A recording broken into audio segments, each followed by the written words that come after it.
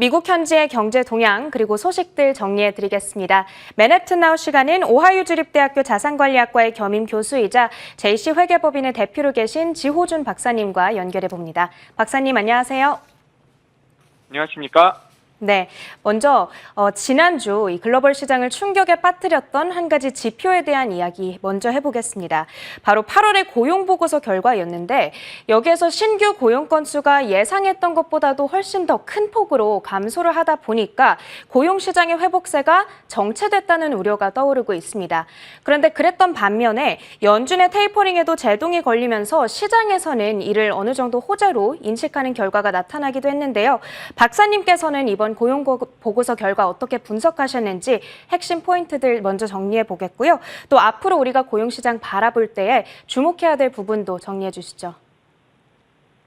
네, 지난 주말에 미국 노동부가 발표한 이 8월 고용 지표는 말씀하신 것처럼 다소 이제 충격이었다라고 할 수 있을 것 같습니다.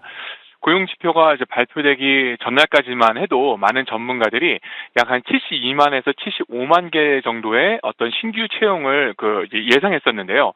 전문가와 시장과 예상과는 매우 다르게 겨우 23만 5천 개 정도의 신규 채용이 집계가 되었습니다. 올 1월 이후 지속적으로 이렇게 상승세를 보여주면서 이렇게 어떤 테이퍼링의 신호탄을 운운했던 고용 시장이었던 것에 대해서 반면에 이번 8월의 고용시장의 부진은 예상 밖의 이런 부진은 앞으로 거시 경제 지표와 또는 이제 재정 정책의 방향성에 대한 어떤 불확실성이 일단은 한 달 정도 연장이 되었다라고 볼 수 있겠습니다.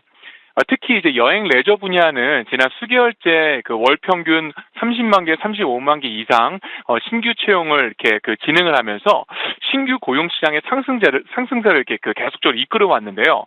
휴가 시즌이 이제 거의 끝났고 또 새 학기가 이제 시작된 데다가 무엇보다 8월 들어서 이제 코로나 확산이 심각해지면서 여행 관련 고용 시장이 어떤 적지 않은 타격을 입은 것 같습니다. 그래서 코로나 이전 수준과 비교했을 때 여전히 한 500만 개 이상의 신규 채용이 부족한 고용 시장에서 장기적인 정책들이 준비되어야 할 것이라고 이제 생각을 하고요. 단기적으로 봤을 때는 9월까지는 고용 시장이 다소 이렇게 숨고르기를 하다가 10월부터 본격적으로 이제 미국에는 리테일 시즌, 소비 시즌이 시작을 하죠. 그때 이후에 리테일 쪽 중심으로 신규 채용이 어떤 큰 개선이 있지 않을까라고 이제 조심스럽게 예상을 하고 있습니다. 네, 말씀해 주신 것처럼 이번 고용 지표는 굉장히 부진하게 발표가 됐습니다. 그런데 그럼에도 불구하고 미국 정부는 지난 6일부터 추가 실업수당 지급에 대한 종료를 시행했는데요. 아무래도 실업수당 지급이 종료되고 나면 구직자가 자연스럽게 늘어나고 또 구인난 해소에 어느 정도 도움이 되지 않을까 하는 예상도 나오고 있습니다. 박사님께서는 어떻게 보세요? 네, 그 부분 관련해서는 지난주에 잠깐 말씀드렸던 것처럼 8월 고용 지표를 분석함에 있어서 가장 중요한 부분 중에 하나가 과연 8월 고용 시장에서 업종별 재분배 또는 직군별 어떤 그런 리매칭이 어떤 괄목할 만한 변화가 있었는가라고 질문을 말씀을 드렸었는데 안타깝게도 이번 고용 지표를 통해서 업종별 재분배와 직군별 매칭의 문제가 오히려 더 이제 심각해졌다라는 것도 저희가 확인할 수 있었습니다. 미국 노동부 자료에 따르면 8월 기준으로 신규 채용 중인 일자리 수는 job market은 1,000만 명 이상인 반면에 구직자의 수는 840만 명 정도라고 합니다. 실제로 많은 회사들이 채용난에 시달리면서 1,000만 명 이상의 구인 활동을 계속하고 있지만 고용 지표는 이제 크게 개선되지 않는 좀 이렇게 특이한 상황이 계속적으로 연출되고 있다는 그런 사실인데요. 일부 언론에서는 이런 고용 시장을 이제 미스테리라고 표현하면서 분석 자료를 이제 보도하기도 했었습니다.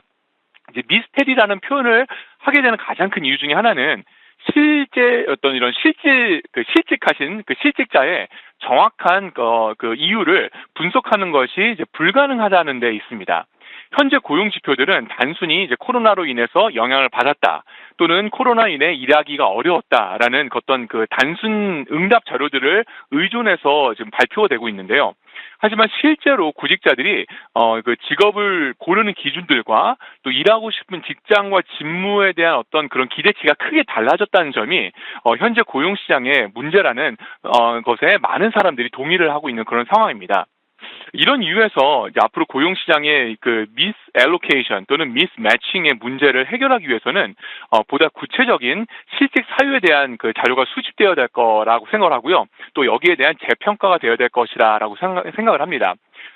그런 의미에서 이번 그 실업 이제 수당 지급 종료가 여러 실직자들과 또 가정들에게는 단기적으로 부정적인 영향을 줄 것임은 분명하지만 그럼에도 불구하고 이제 앞으로 고용 시장의 안정화에는 좀 장기적으로 봤을 때 중장기적으로 봤을 때 긍정적인 영향을 주지 않을까라고 생각을 해보게 됩니다.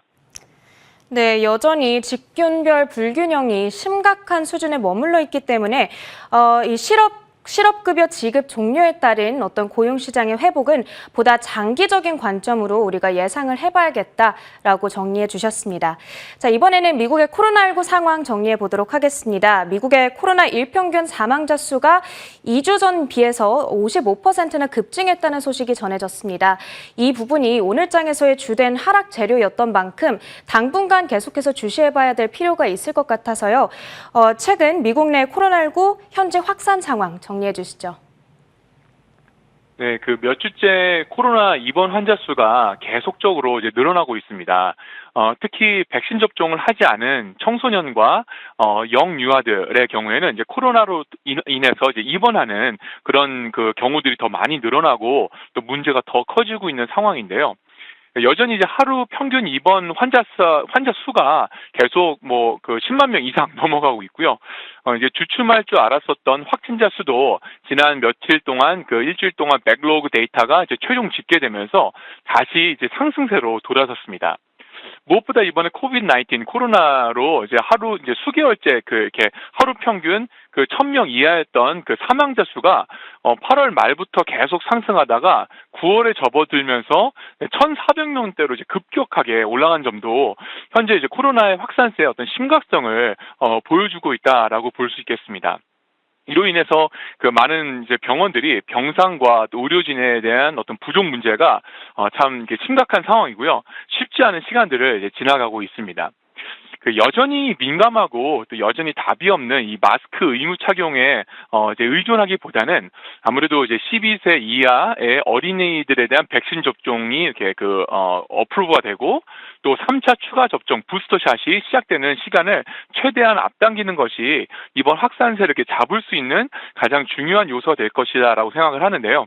말씀하신 것처럼 저희가 계속 지켜보면서 코로나 상황을 저희가 업데이트를 하고 저도 최대한 가능한 빠르게 자세하게 설명을 드릴 수 있도록 해보도록 하겠습니다. 네, 알겠습니다. 앞으로도 이 코로나19 미국 현지 업데이트 상황 박사님 말씀 잘 부탁드리도록 하겠고요.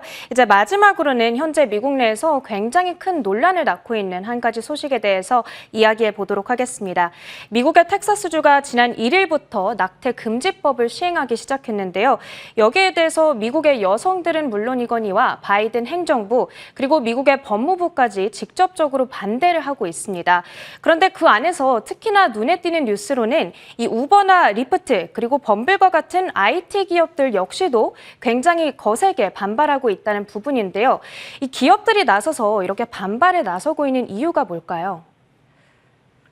네, 전통적으로 낙태에 반대해왔던 텍사스주가 이번에 새로운 낙태 금지법을 시행하면서 임신 6주 이후에 낙태하는 사람들은 물론 이에 협조하는 사람들까지도 처벌과 소송의 대상이 될 수 있도록 이번에 입법안을 마련했습니다.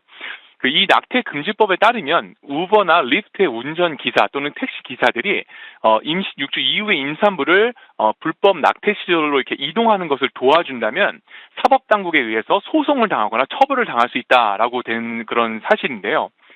하지만 현실적으로 봤을 때 우버나 리프트의 운전기사가 의도적으로 임산부를 낙태시설로 이렇게 이동하는 사실을 알거나 또는 적발하는 것은 쉽지가 않다라고 생각을 합니다.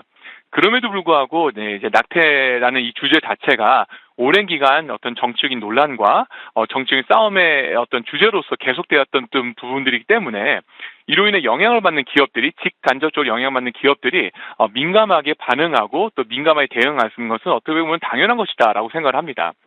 특히 이번에 최근 아프가니스탄의 철군으로 인해서 정치적인 타격을 약간 입었던 바이든 정부가 이번에 계속 논란이 되고 있었던 낙태 금지법을 언제 어떻게 이제 공론화시켜서 어떤 분위기 전환과 또 기타 경제 정책 추진에 적용할지를 저희가 한번 함께 예측해보고 판단하는 것도 이번 낙태 금지법과 관련해서 좋은 어떤 예측 포인트고 이제 관전 포인트가 되지 않을까라고 생각을 해보게 됩니다.